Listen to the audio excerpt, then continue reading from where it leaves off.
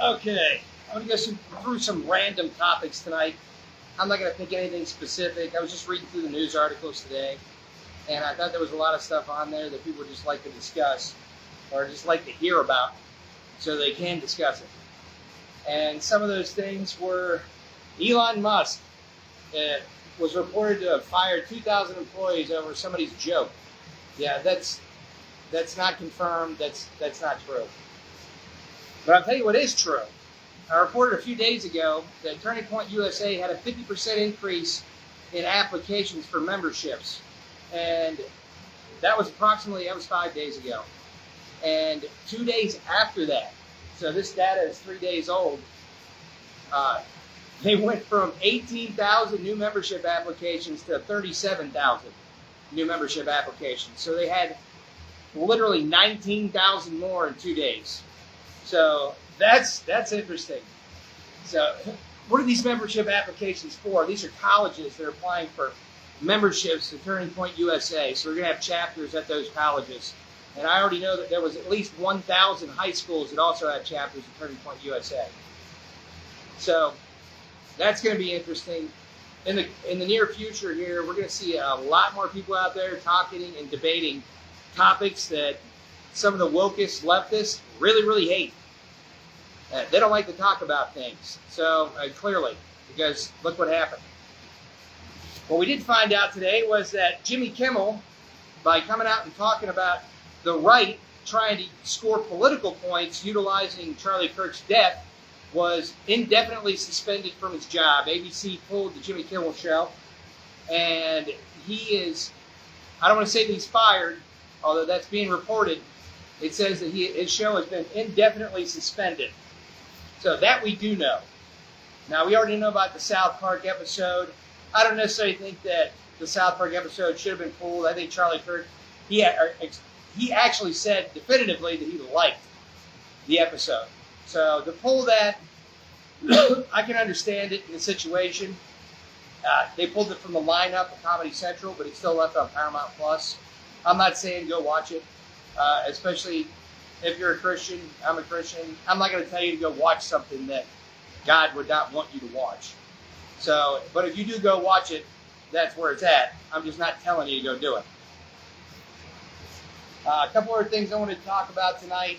The other day, I actually misquoted a verse from the Bible in haste because I didn't actually look it up. I couldn't remember it definitively, and I never went back and checked it. And I went back and checked it today, and I talked about how it said, I said that the righteous would dance in the blood of the wicked. That is not what that verse says. It says that they would rejoice in the vengeance, and this is of God, and it says they would wash their feet in the blood of the wicked. So I just want to go ahead and correct that because I need to clear my conscience on that one. But I'm not going to get into too much Bible stuff tonight. I was just going to go through some things that were in the news today. And I'm going to go through a couple of videos here of what people were getting fired for or what they were saying about Charlie Kirk's assassination that was getting them a lot of flack from their friends, family, and the public. And I'm not going to actually show you the videos on here, but I'm going to play them so you can hear some of the audio.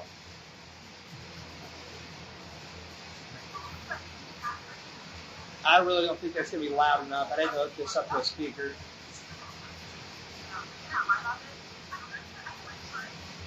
But the first video I'm actually watching, I don't think I'm going to be able to do it. I'm going to get a different setup here to be able to do that.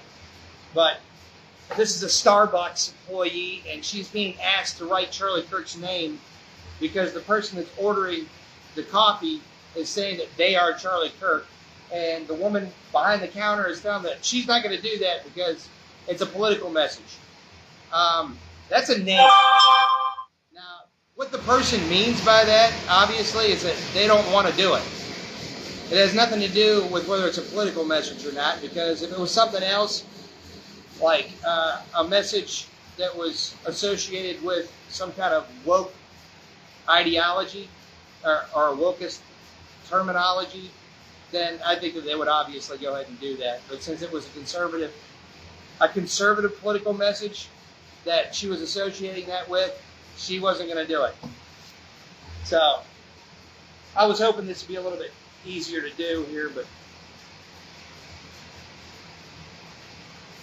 I'm just going to go through some random news articles.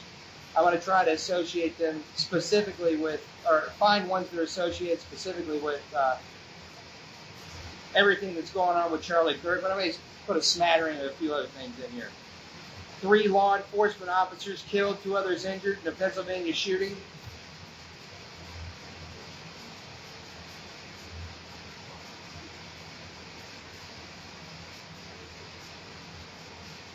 So this is about York County. It says the gunman has not yet been identified.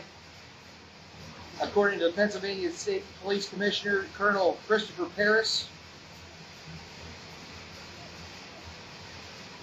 It looks like it was domestic related, but it doesn't really give you much information. So I'm going to see if I can find some other stuff, because I really wanted to go through these videos, but since you're not going to be able to hear them, and I don't have a way to hook it up to the speaker behind me, which would make it a lot easier to do.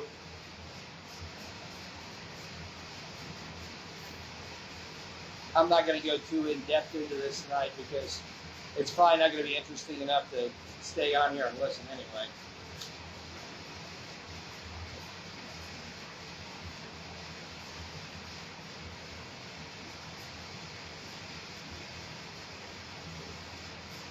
Now this says Disney pulls Jimmy Kimmel from the air indefinitely. Now I listened to what Jimmy Kimmel said, and it wasn't specifically related to anything bad about the assassination of Charlie Kirk.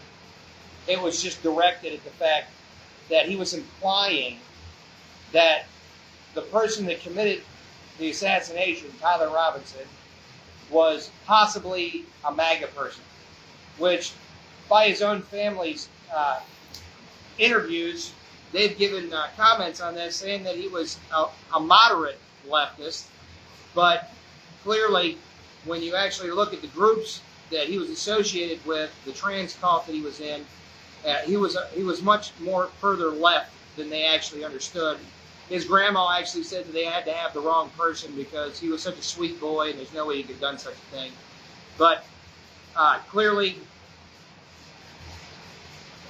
he admitted to doing it to Twig, which is, and this is through text, if you read the text messages, Twig was his transsexual partner. He actually admitted on the text, if you can believe definitively those texts were from him, they looked staged to go ahead and try to cover for Twig, as if this person did not know that this attack was going to happen, that Tyler Robinson was actually going to commit this assassination. Fox News has actually reported that there was a second shooter, just in case Tyler Robinson had missed Charlie Kirk. There was another person as a backup that was going to shoot him. There was also people in the crowd shouting, "Kill Charlie Kirk, kill Charlie Kirk, kill Charlie Kirk," excuse me. Kill Charlie Kirk, kill Charlie Kirk. So I don't know if any of those people were associated with the person that did this, or they were involved in this in any way. But we do know that the first person that was arrested was an old man who, when they went to start looking for the person that had committed the act, said, "I did it and I'd do it again." And he was the first person arrested. Now, apparently this guy is some kind of political leftist activist who's been in a lot of different right events, and he was there to just basically disrupt the events. The same thing he was looking like he was there to do at that event. He had a banana in his pocket so that it looked like a gun. Interesting. But here's the odd thing about this. The man got himself arrested knowing he was going to get charged with obstruction at minimum, and he had child pornography on his phone. Color me surprised. A wokist leftist with child porn on their phone. Yeah, man, it's just so hard for me to believe.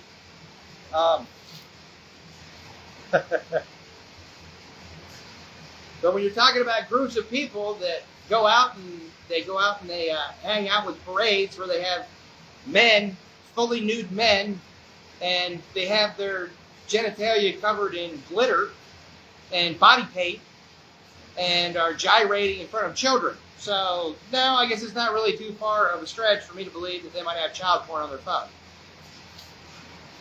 And yeah, that stuff happens. If you don't believe me, look it up. I'm not saying don't look for the pictures. You want to read the articles. I don't think you want to see what it is. It's what's actually being done at those parades.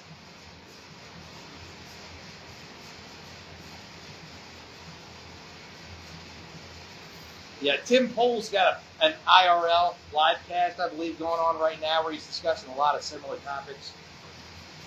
I was actually listening to a little bit of it before I turned this on.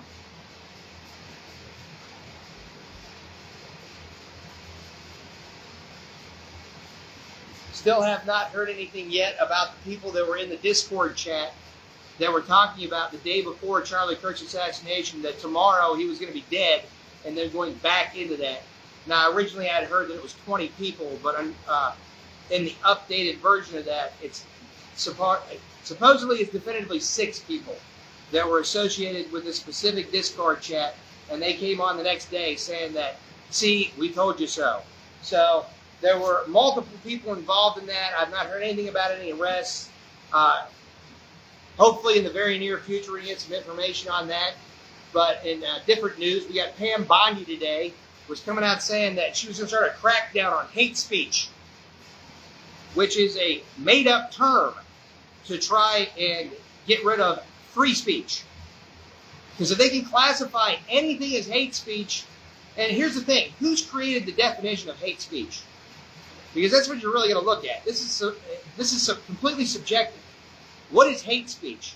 Is hate speech anything that someone considers hateful? Because if that's so, then you could classify dang near anything as hate speech. So if you're saying that this country has a lot of fat people in it, well, that's hate speech, because you hate fat people. Or you're saying this country's on a lot of drugs. You say, oh, well, that's hate speech, because you hate people that are on drugs. You're like, okay, talking about things and being directly hateful based on specific things like race or, gender, like something like misogyny, I still don't believe that anything should be classified as hate speech and made a crime. I think that you should be able to say whatever it is that you want. It's not that as long as there's not a call to action, meaning that I'm saying go out and attack somebody. Or I'm yelling, fire in a crowded theater. Because that's going to get people killed. So these kind of calls to action are not going to be covered under free speech according to the Supreme Court rulings. But anything else should not be considered hate speech and made a crime. Because if we do that, we can basically just classify anything as hate speech that we don't like and then put people in jail for it. And this goes to the same idea as to why I don't believe that Trump should actually sign that executive order the other day, in that it said that we were going to get a year in jail if we burn the American flag. And just to put this in perspective, if I have a cocktail napkin and I draw an American flag on it, and I burn that cocktail napkin, technically I should go to jail for a year. But in the end, if I'm burning my own property, if I'm burning a piece of fabric that's my own property, regardless of what you see it as, I should not have to go to jail for that. Yes, I get it. It's a symbol of something. But this, again, it goes to the same idea as hate speech. If we're going to start classifying these things as hate speech, or and specifically, that's really, even though he's not calling it that, but it's the same idea if we do that. Now, I don't want people to go out and burn the American flag. I don't want people to go out and burn anything in protest, but if they're going to burn their own property, well, then no, I don't believe they should go to jail for it. I believe the same thing that's happening right now to the people that went out and talked about Charlie Kirk, saying that he deserved to die, and to F his family, and to F his wife, and, F Turning Point USA, and that anybody that's a Christian that believes the same thing that Charlie Kirk did, that they can, F off and go to hell. Well, you know what? They can say that all they want. I don't care. Why? Because I want to know who my enemies are. I don't want them to be behind a mask. I don't want them to be able to hide behind that mask. Let them be revealed. They want to go out and burn the flag? Great. Now we see who is an enemy of this country. But here's the funny thing about that. We're going to make it illegal to burn the flag, but yet we're going to give literally millions or billions of dollars to other countries that hate us. They hate us. And they're giving away our tax dollars to these countries that hate us. How does that make any sense? So why am I obligated, just because we're prosperous, to go and give money to these countries that say they hate us. You know, they hate us, but they'll take our money. It's like, that's really nice. But the more the money we print, what's happening? The more money we print, we're actually borrowing value from the future. And who gets the money now? Now, I'm going off on a different topic here, and it's all right, because I want to talk about this anyway. Like the Federal Reserve banking system, when they're printing money, what they're actually doing is stealing value from the future. Because as they print the money, and like say they're giving it away to these other countries that hate us, what's going on is they're getting the value of that money now while it's uninflated. But in the future, as the inflation actually starts to occur, where the value of the dollar, once it gets distributed in the marketplace, diminishes the value, we're the ones that are getting screwed. Because we're at home and I'm paying higher electric bills. I'm paying more for gasoline. Now, the government subsidizes things in ways, and the Federal Reserve has some, they've only got 3 different tools, which is they can raise the interest rates, lower the interest rates, they can raise the amount that they've got, they require for the banks to have on deposit at the main 12 Federal Reserve banks, and then there's one more tool that I'm forgetting at the moment. But their effectiveness is not fully understood. And what do I mean by that? I mean, they utilize these tools, but the outcomes vary dramatically. Meaning they don't know really what the direct effect is, because it has to go through so many different things before you get the final outcome, and there's so many other variables involved, you really can't tell what the direct outcome is, except for, you know, obviously, if they raise the interest rates, then what happens? You should have deflation in the dollar value. If they lower the interest rates, which allows for more credit, then you're going to get more dollar value or more dollars in the system, which is actually going to cause more inflation. Now, they do these things over time, and they have, again, varying effects.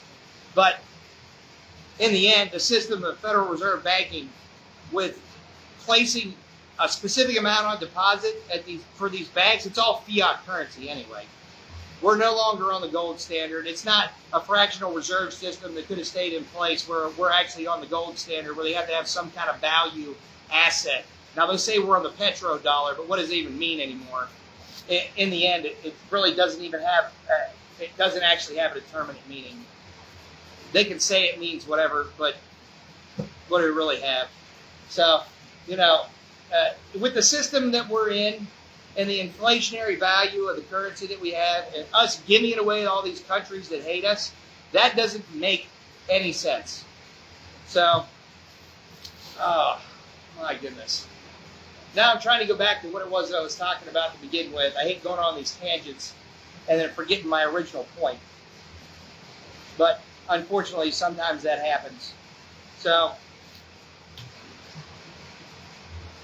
and the older I get, it seems to happen more often.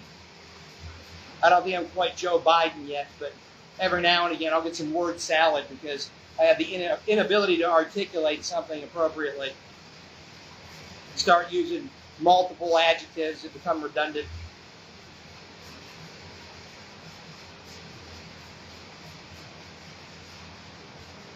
That's why it's really good for me to just have it outlined and stay on topic. When I start to go off on a tangent, it's really hard to get back to where I was.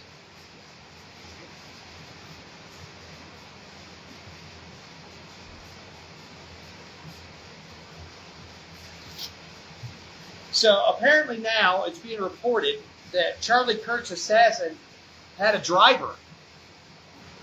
So this has just popped up. I haven't seen this yet. This is the first time this article has come up on the page. I'm just checking out InfoWars right now. I'm running through some different websites.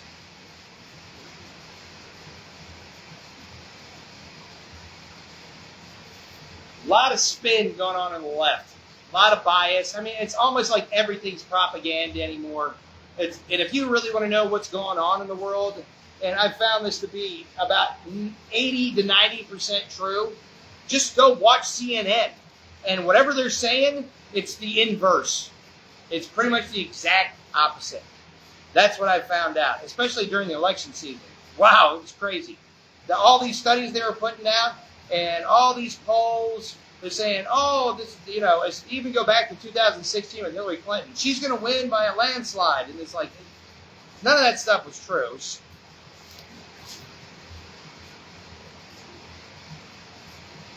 But it happened again, 2020. Obviously, if it wasn't for the, 6 or 7 million extra voters that never voted in any election ever in the past 20 elections showed up on the Democrats' voting rolls. And I don't even say they showed up on the rolls. They just showed up in the ballot boxes because there was a whole heck of a lot more people voting in some places than were actually on the roster as registered voters. They're like, we live in bizarro world.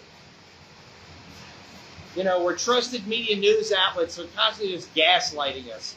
They're telling us things that we clearly know are not true, and then they're utilizing information that in some cases is legitimate. The information is legitimate, and yet they're just spewing propaganda by turning it on its head, saying things that saying things that it does not actually mean. And it goes to the point, with the idea of if you were to talk about law and color of law, what is color of law? Color of law is utilizing a law in the way that it's written in a way that it was not designed to actually cover something. That happens a lot. But that's why we have something called jury nullification, where you can actually decide in the jury box not to convict somebody even though they may actually be technically guilty under the way that the law is written. But the law was not actually designed to convict somebody in that manner.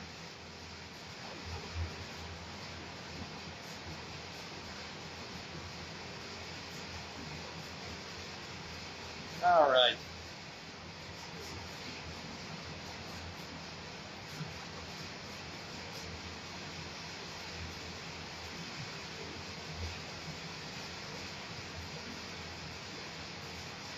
Now, here's something I wanted to talk about. Not everything is a conspiracy. There was a lot of chatter online about how it could have been Israel that actually assassinated Charlie Kirk. For the most part, not every. And when I say not everything is conspiracy, look at it like this: if some man murders his wife, okay, most likely it wasn't some kind of conspiracy. It was something easy to be understood. Somebody was cheating or somebody found something out they weren't supposed to. These things are usually easy to figure out. It's not always a conspiracy. All right? Just like with Charlie Kirk, it's not some big conspiracy. There was people that believed what he was saying was hateful, and they were willing to kill him for it. Now, did Charlie Kirk say things that were against Israel? Yeah, in some respects. But it wasn't like it was against the state. He was actually talking about, prior to his death, that when Israel was going to go and invade Gaza so that they could take full control of it, that it was bad and they could possibly go in there and commit genocide, take out 2.5 million people. Now, is that true? Yeah, that's true. I mean, and again, this is a conspiracy here, but I believe that it's a true conspiracy, okay? Not with the negative connotative value that's applied to it since George Bush's 9/11 speeches, where everybody that's a conspiracy theorist should be thought of as a kook. A conspiracy theorist is someone that believes that there's a conspiracy. That's not something that should have a negative connotative value to it. But society's applied that because you have people that were in charge that were saying, oh, if this person is a conspiracy theorist, that there's some kind of nut. That is not necessarily true. Now, in some cases, there are people out there that just look for everything to be a conspiracy because they're a hammer, everything's a nail. It's that kind of concept. But not everything is a conspiracy. So I don't believe Charlie Kirk was assassinated by Israel. I think he was killed by people that just didn't like what he was saying about this specific lifestyle and this specific group of people. So they went and they killed him. Okay? Now, here's the conspiracy I was about to talk about a minute ago, so I don't forget, is that Israel actually created Hezbollah, and that they used them to infiltrate the Gaza Strip and to destabilize it so that it would never become a state, and that Palestine would never become a state in totality.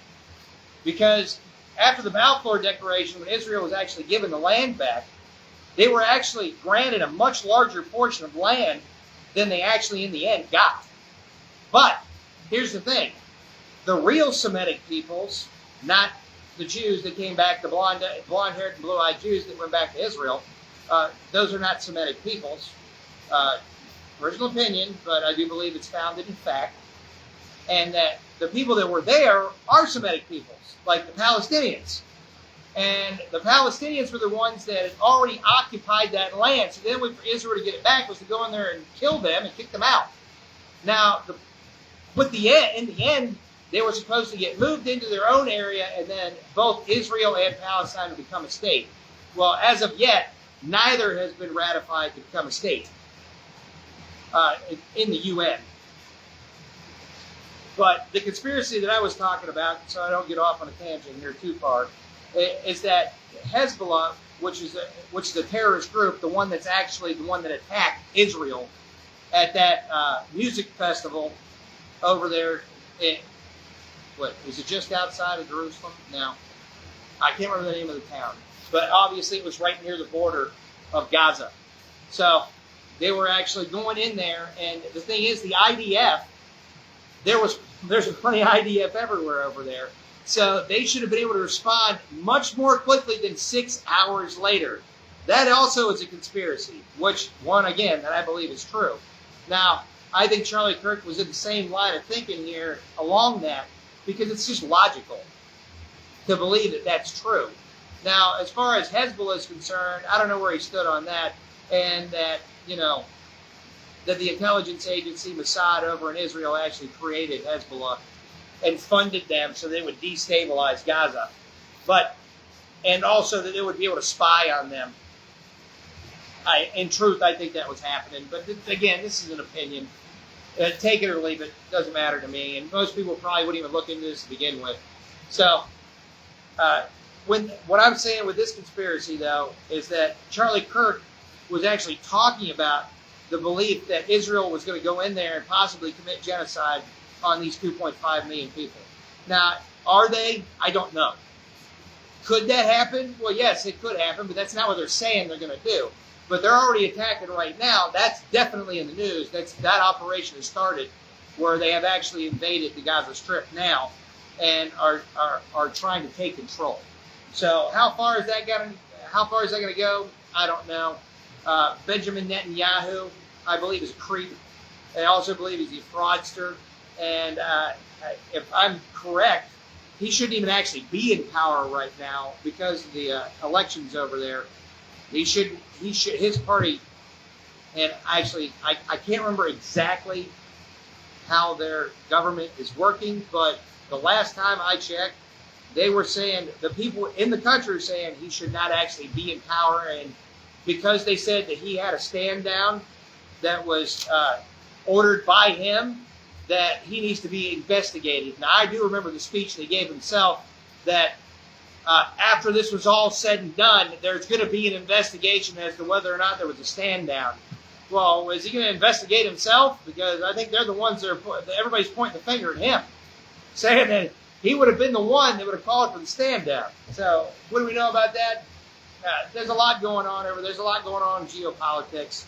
But I don't think that Benjamin Netanyahu or anybody over there in Mossad or anybody over there in Israel had anything to do with Charlie Kirk's death. It's my personal opinion. If something comes out that says otherwise, I'm willing to listen to that, but I don't think it is currently.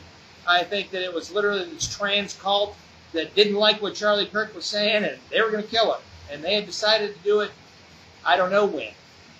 But I would say that they definitely did it quite a while ago, or at least with enough time for them to put together something to organize this and to go down there and be effective in their mission, because they clearly were.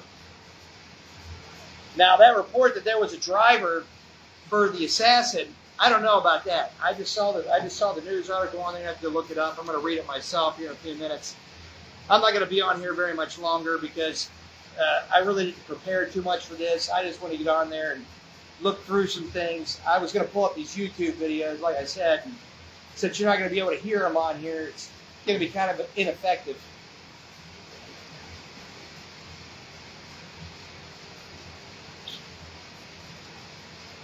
Just going to pull up one more thing. All right.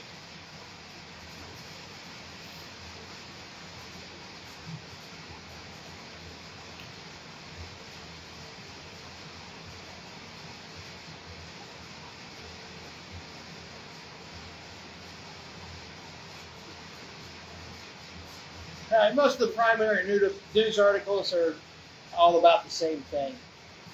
They're talking about how Jimmy Kimmel is getting fired and Pam Bondi's out there calling for people to be jailed for hate speech. And people's stance on hate speech, it may vary, but in truth, if we're going to start classifying things as hate speech, and you're going to use the subjective determination, and it's ambiguous to begin with. I mean, what is the definition of hate speech? Even when you specify, how you quantify that? As far as who is determining that it's hate. You know, because a lot of times, God will say to rebuke someone because you love them. But if people are going to say the scorner is going to hate you for it. So if any rebuke is going to be considered hate, well, that's a lot of people going to jail. In fact, it's probably going to be a whole lot of people. And I think that this goes to the fact that they just want us to shut up. And just like that political commentator Destiny was saying, that they want us to be afraid. More of us need to die so that we will be afraid to actually go out and speak. And if they're going to start jailing people for hate speech with these ambiguous definitions of what it is, in that anybody that considers it offensive, that it's hate. And if that's the case, then again, you're just going to have a lot of people going to jail, but it's under color of law. Because the Constitution gives us free speech, not as we're granted it by the Constitution. It's established that it exists. The right is inalienable from us, or unalienable. It cannot be removed because it's granted to us by God. It's not given to us by the Constitution. The Constitution just states we have it, and that it cannot be taken away. And that's the same thing with the Second Amendment, that we're granted of God the ability to have self-defense. That's why we're to be able to have weapons in the United States, and not just knives and forks and pitchforks and saws. You know, we're allowed to have guns because we need to have the same ability as the people that are going to come and attack us. And that includes governments or government.